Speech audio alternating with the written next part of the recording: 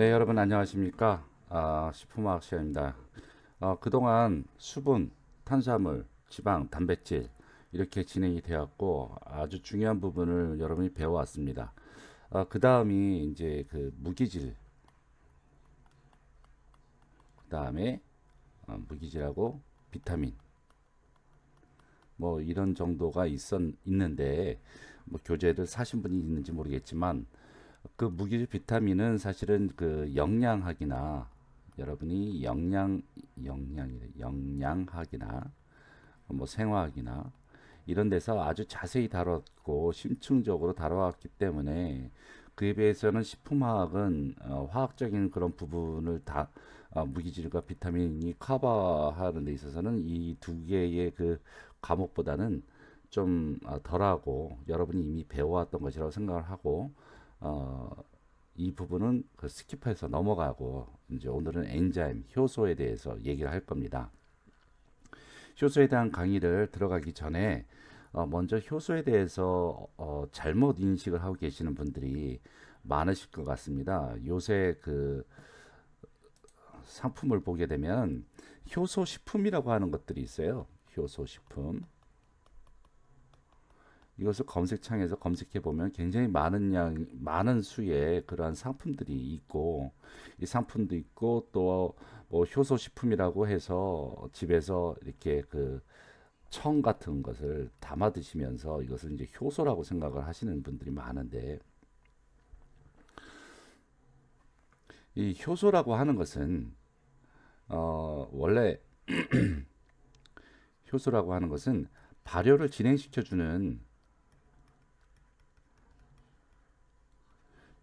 진행시켜주는 그러한 도구로서 사용되는 생체 촉매예요.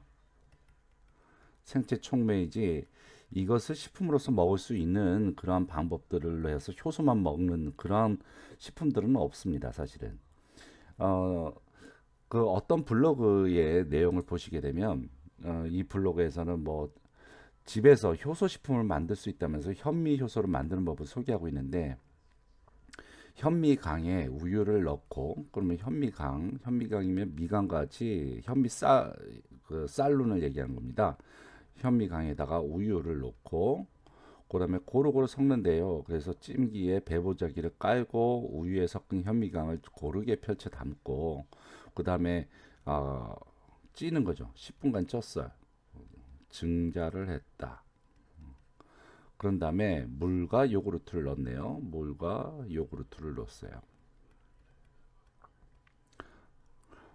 그런 다음에 식힌 현미경하고 고루 섞고 그다음에 이제 발효기에 넣어서 40도씨에서 3시간 발효시키고 그다음에 보온 바통에 넣어서 24시간 발효시키고 그러면 이제 말려서 먹는다고 그러는데 지금 이것은 효소 제조가 아니고 이건 발효예요, 발효.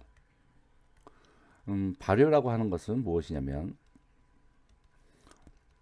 미생물이나 그러니까 유익한 미생물이나 효소를 이용을 해서 대사를 일으키고 그것을 발효라고 하는 대사를 일으켜서 발효로서 나오는 산물들을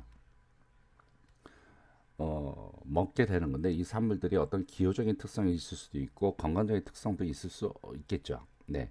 그렇게 해서 먹는 것을 발효라고 합니다. 그래서 지금 이렇게 만드는 방법은 발효지 이것이 효소가 아니거든요. 그래서 사람들이 이 발효와 효소를 잘못 사용하고 있어요. 그래서 효소가 마치 발효가 같이 생각을 하고 있는데 그것은 전혀 아닙니다. 그래서 이것을 구분짓고 여러분이 이제 효소 식품이라든지 그런 말을 함부로 하는 것은 굉장히 그 잘 못 배운 사람이고요. 따라서 이제 앞으로는 여러분은 이제 그런 말을 쓰지 않도록 이 효소 식품이라고 하는 것은 없습니다.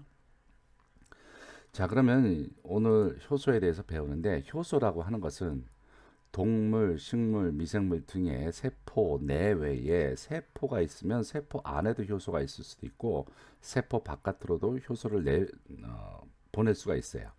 세포 내외에 널리 분포하는 물질로서 생물체의 대사 과정에서 일어나는 대부분의 화학 반응을 촉진 혹은 지연시켜주는 생체 촉매이다. 네, 이것들이 바로 키워드예요. 중요한 키워드예요. 이 키워드만 연결해서 여러분 글짓기를 하게 되면 효소의 정의가 되는 것이죠. 자, 대사라고 하는 것은 메타볼리즘이라고 얘기를 하기도 하고 메타볼리즘. 그러니까 우리 안에는 여러 가지 대사 과정이 있어요. 뭐 TCA 사이클도 있고요. 뭐 오탄당 무슨 사이클 뭐 지지분해 반응도 있고 뭐 단백질 분해 대사 반응도 있고 여러 가지가 있는데 이러한 대사 과정에 모두 다 누가 담당을 하고 있냐면 효소라는 것이 곳곳마다 자리를 하고 있으면서 이 대사 과정을 일으켜주게 됩니다. 이 대사 과정을 일으켜주는 이 대사 과정에서 일어나는 반응들이 바로 화학 반응이에요. 그래서 여러분이 이 화학에 대해서 어느 정도 알고서 있어야 되는 이유가 바로 이 대사를 이해를 해야지 영양적인 가치를 이해를 하고 영양을 알아야지 좋은 음식을 만드는 데 있어서의 그런 이론적인 바탕을 할 수가 있기 때문에 화학은 기본 중에 기본이죠. 네, 그리고 지금 여러분 열심히 또 하고 있잖아요. 이 화학 반응을 촉진시켜 주기도 하고 또 때로는 지연도 시켜주는 것입니다. 그런데 얘네들은 촉매예요. 촉매는 어떤 역할을 하느냐? 어떠한 반응에 참여하고 자기 자신은 빠져나와요. 여기서 빠져나와 그대로 자기 모습대로 빠져나와요. 이것은 보통 그러니까 반응을 빨리 일으켜주고 자기 자신은 빠져나오는 이런 것을 갖다가 촉매라고 그러는데 우리 몸에서 생체 내에서 일어나기 때문에 생체 촉매라고 얘기를 합니다. 자, 효소는 단백질이 대부분입니다. 단백질. 그리고 세포에서 분리해도 그 기능을 상실하지 않고 일반적으로 자기가 맞는 조건에서 촉매 작용을 합니다. 이 맞는 조건은 뭐 pH라든지 온도라든지 기질이라든지 이제 그런 말들이 나오는데 그것이 적합한 상태에서만 자기가 작용을 하게 됩니다. 그러면은 이 반응을 여기 나오는 화학 반응을 얘기했는데 이 화학 반응에서 반응이 개시되기 전 충분한 에너지가 공급돼야지 어떤 반응이 일어나게 돼요. 그러니까 세상의 모든 것들은 에너지를 갖고 있어요.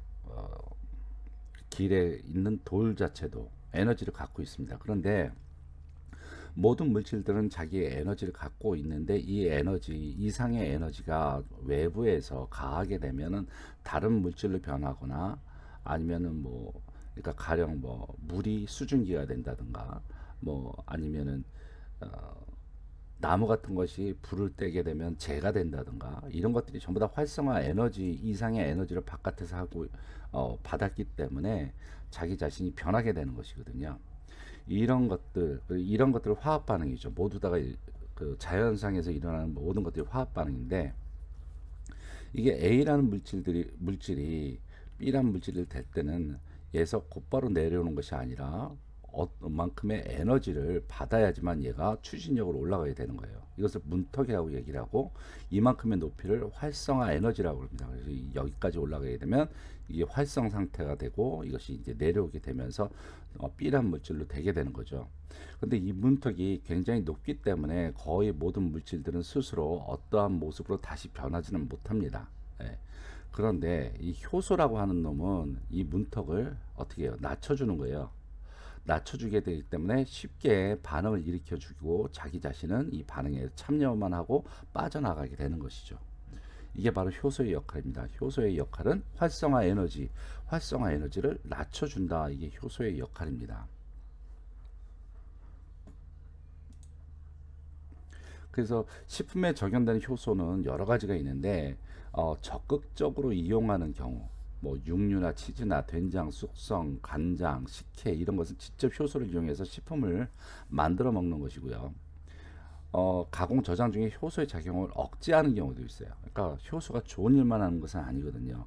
가령 복숭아를 썰어 놓으면 얘네들이 갈색으로 변한다든가 그다음에 배 같은 경우에도 색깔이 변한다든가 야채 같은 경우에도 빨리 시들어 버린다든가 뭐 이런 것들은 효소의 작용에 의해서 이렇게 변질되는 경우가 있어요. 이렇게 되면 품질이 낮아지기 때문에 이런 것을 품질이 낮춰지기 때문에 품질을 유지하기 위해서 뭐 데친다든가 그런 아니면 물에다 담근다든가 이런 경우도 있잖아요.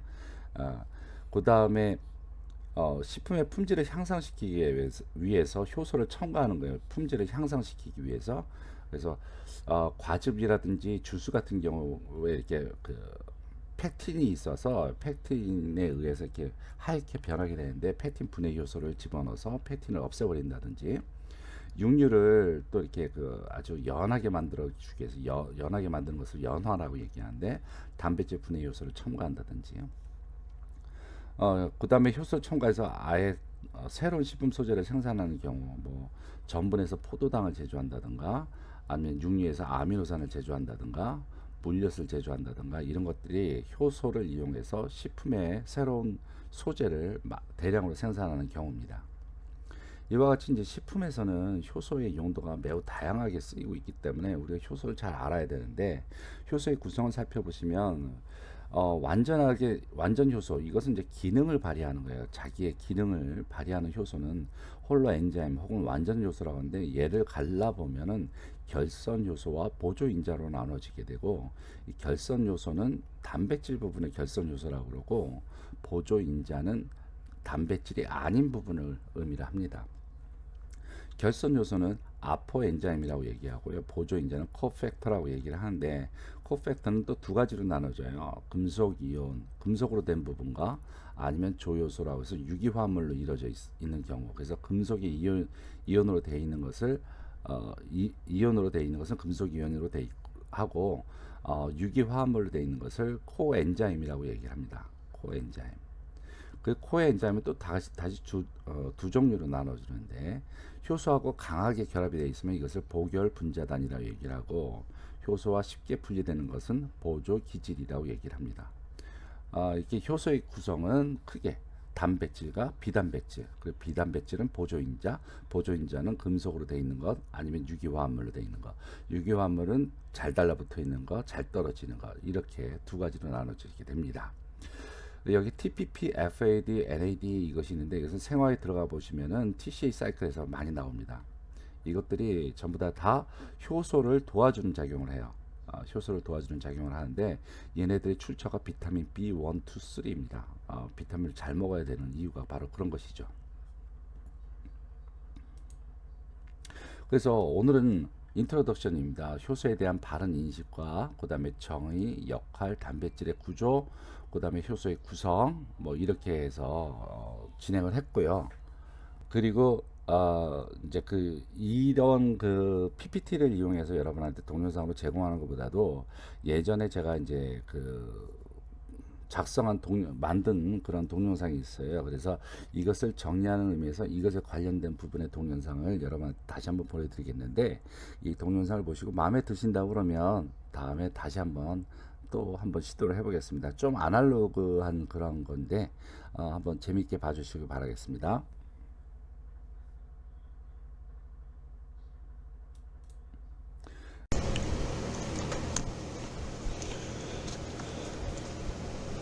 안녕하세요.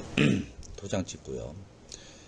자, 이번에 강의할 내용은 좀 이제 여러분이 생화학이나 식품화학에서도 다뤘던 얘기인데, 미생물에서도 또 나와요. 효소에 관한 부분인데, 어떻게 보면은 너무나 많은 강의를 해서 여러분이 이미 다 알고 있을 것이라고 생각을 함에도 불구하고, 실제적으로 보게 되면 아직까지 그것을 이제 효소의 개념을 이렇게 설렁설렁하게 알고 계시면 끝내는 여러분이 이제 생화학에 들어갔었을 때 대사를 굉장히 못하게 돼요. 그래서 이제 효소에 대해서, 일반 개념에 대해서 오늘 강의를 먼저 하겠습니다. 자, 우리 단백질 구조에 대해서 아마 배웠을 거예요. 1차 구조, 2차 구조, 3차 구조, 4차 구조 그랬는데, 1차 구조에 있어서 가장 중요한 그러한 결합 방식이 무엇이라고 얘기를 했죠? 네. 카복실기, 그러니까 아미노산의 카복실기와 아미노기가 서로 결합이 되는 무슨 결합? 네, 펩타이드 결합이죠. 저 그림 잘못됐죠? 네, 지금 제가 막 그리다 보니까 잘못됐어요. 다음에 그림 수정해서 다시 여러분이 숙제로 제출해 주세요. 자, 1차 구조는 여하튼 펩타이드 결합입니다. 자, 2차 구조는 어떻게 될까요? 펩타이드 결합으로 일렬로 이렇게 서 있는데 얘네들이 일렬로 서지 않고 뭐 이렇게 꼬여 있다든가 아니면 뉴턴식으로 이렇게 돌아간다든가 뭐 이런 식으로 이제 구조가 이루어져 있는데 이때에 서로 간에 이러한 구조를 이루게 하는 아주 작은 그런 결합력이 있는 그런 결합이 이것을 지배를 하는데 무슨 결합인가요? 자, 2차 구조의 중요한 결합은 수소 결합입니다. 하이드로겐 본딩이라고 얘기합니다. 자, 2차 구조는 수소 결합이 지배를 하고, 자, 그러면 얘네들이 어떠한지 3차적인 모형을 나타나기 시작을 하는데, 이것을 갖다 이제 3차 구조라고 얘기를 하죠. 이제 동그란 것이 나타나기도 하고 길쭉한 것이 나타나기도 합니다. 여러분의 모발 같은 거 생각을 하면 좋고 여러분의 손톱 뭐 이런 것도 생각을 하면 좋겠죠. 자, 이러한 것들이 나타나게 하는 그런 결합은 수소결합, 이온결합, 소수성 결합, 그 다음에 이황화 결합, 황이 두 개가 결합이 됐다. 그래서 이황화 결합, 이런 것들이 3차 구조를 지배하는 결합 양식이라고 얘기했습니다. 4차 구조는 이렇게 3차 구조로 모인 것들이 서로 간에 합쳐져서 어떤 자신만의 기능을 발휘하는 것이 4차 구조라고 얘기를 했어요. 이렇게 하나의 단위를 갖다가 서브 유니트라고 얘기를 하죠. 자, 효소는 단백질로 이루어져 있죠. 그렇기 때문에 제가 단백질의 1차, 2차, 3차, 4차에 대해서 다시 한번 얘기를 하는 겁니다. 자, 효소라는 것은 자기의 어떠한 생체 내에서의 촉매 역할을 하죠. 그렇기 때문에 4차 구조와 아주 관련이 깊습니다. 4차 구조는 결국 1차, 2차, 3차, 3차 구조와 또한 관계가 깊겠죠. 자, 그러면은 이제 효소에 들어가기 전에 정말 해야 될 많은 얘기가 있는데 효소의 구성들이 어떻게 되어 있는지 한번 살펴보도록 하죠. 자, 효소는 이와 같이 3차적인 어떤 모양을 갖고 있어요. 뭐 여러 가지 서브 유니트가 이제 합쳐져 있겠죠. 이 3차원적 구조를 갖고 있는데 이 효소와 꼭 어울려야만 되는 것들이 있어요. 효소는 무엇을 갖다가 어떻게 만들어주는 역할을 해요. 그러니까 촉매 역할을 하죠. 이 어떠한 자기가 공격하거나, 그러니까 공격한다는 말은 사실 이제 좀 어폐가 없지는 않지만, 여하튼 효소가 달라붙는 그러한 상대적인 물질을 갖다가 기질이라고 얘기를 합니다. 그리고 이것의 영어로는 서브스트레이트라고 얘기를 하죠. 자, 기질하고 효소는 이와 같이 달라붙게 돼요. 달라붙게 되면 서로 복합체가 형성이 되어지고, 그리고 기질이 아닌 새로운 물질을 하나 배출을 하게 되죠. 그리고 효소는 다시 반응에서 빠져나옵니다. 이렇게 반응에 참여를 하지만 자기는 분해가 되지 않고 반응만을 도와주고 빠져나오는 것을 갖다 촉매라고 그러죠. 이렇게 프로덕트를 만들어낸다. 네. 그래서 기질을 만나서 프로덕트를 만들어낸다. 이것이 이제 일반적인 효소가 일어나는 반응들입니다. 효소의 구조라고 제목을 붙인 건 잘못 붙인 것 같네요. 자, 그래서 효소를 갖다가 생체 촉매라고도 얘기를 하죠.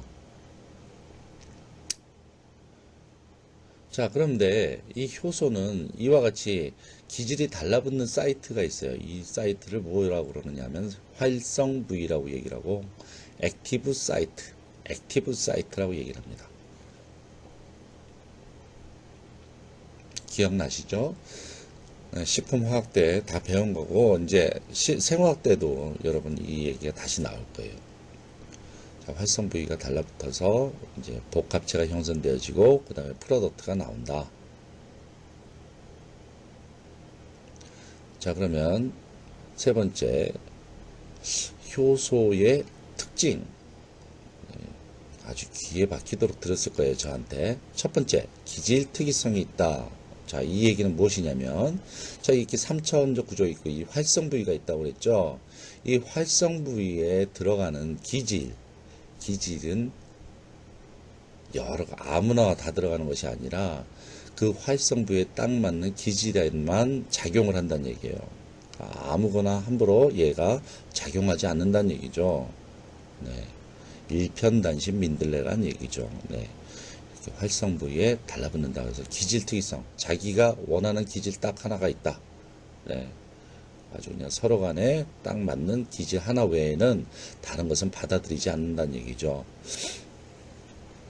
이러한 것을 갖다 열쇠나 자물쇠와 같이 자물쇠 열려면 열쇠로만 딱 열어야죠. 다른 열쇠가 아무나 이렇게 반응하지는 않듯이 락앤키라는 그러한 이론이 있고 뭐 아니면 기질이 다가오면은 효소의 액티브 사이트 모양이 기질을 이렇게 받게끔 변화시켜 준다는 이론도 있고 여러 가지 이론이 있어요. 자, 첫 번째 기질의 특이성. 그다음에 두 번째 뭐가 있을까요? 자, 기억나세요?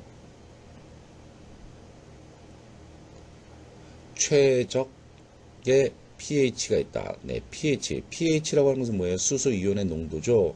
수소 이온의 농도도 자기한테 원하는 농도만큼 있을 때 굉장히 활성이 빨리 일어난다는 얘기죠. 자, 지금 하나의 예를, 생체 내에서 하나의 예를 보여드리겠습니다.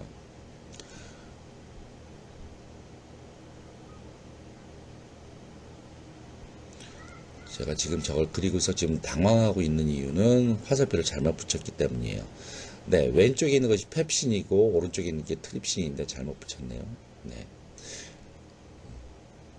펩신, 트립신, 우리 생체 내에서 소화를 시켜주는 그런 효소들이죠. 6을 기점으로 해서 6 이하는 펩신이 더 활성이 빠르고 6 이상에서는 트립신이 더 빨라요. 네, 이와 같이 효소는 자기 나름대로 작용이 빠른 그런 pH가 존재한다. 그 다음에 온도. 효소들은 자기가 활성을 잘 나타내지는 그런 온도가 존재한다. 이런 것을 갖다 최적 온도가 있다. 그렇게 얘기하죠. 네 번째로는 효소는 자기가 원하는 대로 반응을 하는 것이 아니라 어떤 자기를 조절할 수 있는 어떤 저해제가 존재를 하거나 아니면 불활성화 시켜줄 수 있는 그런 저해제가 존재를 할 수가 있다. 네.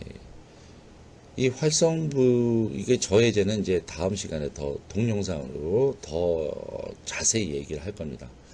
자, 그 다음에 효소의 특징은 이와 같이 네 가지, 뭐, 그 외에도 여러 가지가 있지만 중요한 네 가지가 있고요. 그 다음에 효소는 어떻게 구성되어 있는가? 자, 보조인자가 있고, 보조인자에는 보조효소는 코엔자임이라고 얘기를 하고요. 이 코엔자임은 주로 어떤 것에 관련이 많으냐면, 비타민들이 주로 보조효소 역할을 많이 해요. 그 보조인자의 또 하나는 금속이온 같은 것들이 있고요. 이 보조인자와 더해서 결손효소, 네, 결손효소는 아포엔자임이라고 얘기를 하고요. 효소에서의 단백 부분이라고 생각을 하시면 돼요. 그래서 보조인자와 결선 효소가 합쳐지면 완전 효소라고 얘기를 하고 이것을 홀로 엔자임이라고 얘기를 합니다. 자, 요 보조인자 부분을 비단백 부분, 그다음에 결선 효소 부분을 단백 부분 그렇게 얘기를 하기도 합니다. 결국은 효소는 대부분이 단백질로 이루어져 있지만 이와 같이 보조 효소가 끼어들어야지만 완전한 효소로서 작용을 한다. 자, 우리가 식품에서 볼 수 있는 그런 예를 중에서 찐쌀을 거기다가 메가엿을 좀 집어넣어. 메가엿이 뭐예요? 보리가루, 보리 이렇게 갈고서 이렇게 나오는 가루죠. 메가엿을 거기에다가 물 집어넣고 온도를 좀 올리면서 휘저어주게 되면 뭐가 나오죠? 아주 단맛이 나타나는 뭐죠? 네, 식혜요. 식혜. 자, 그럼 식품화학적으로 여기서 갖다 다시 한번 해석을 해보면은 찐쌀의 대부분 성분은 전분이죠.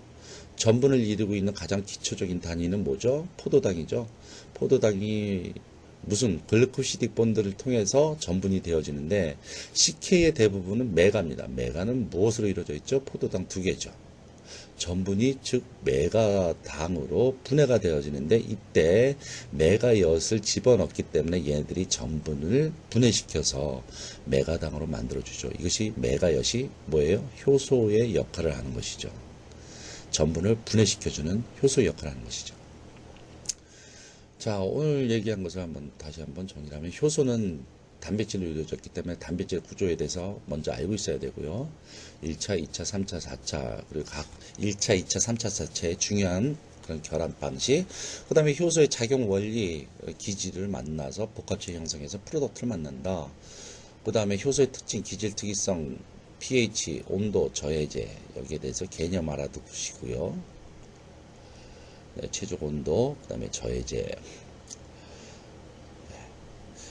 자, 이것은 앞으로 진행될 여러분 재밌게 보셨는지 모르겠습니다. 재밌게 보셨으면은 좋아요 어디다 좀 써주세요.